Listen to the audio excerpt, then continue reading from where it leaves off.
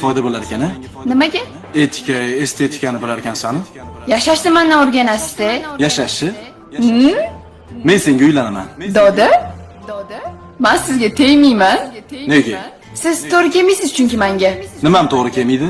Bilasizmi, men hali beri erga tegmayman. Undan keyin men chet elga erga tegmoqchiman. Chet elliklarga. Nimaga qizlar chet elliklarga erga tegishga qiziqadi? Chunki ularda qaynota bo'lmaydi. Qaynonani xizmatini qilish kerak degan narsa bo'lmaydi. Bizani o'zbekchilikda bilasizku, ertalab voqli tur, spir, ish qil, obed qil, ovqat qil. O'qigan qiz ekansan-u, lekin qovoq miya ekansan. Yo'g'i. Chet ellikga erga tegding. Xo'p. Ertalab uxlaysan. Tursang ering choy tayyorlab qo'yadi. Farzandlaring tug'ildi ham deylik. Xo'p. Yilibdi. Seni ham yoshing katta bo'lib qoldi. U farzandlaring seni tashlab chiqib ketadi. Nega meni tashlab chiqib ketar ekan?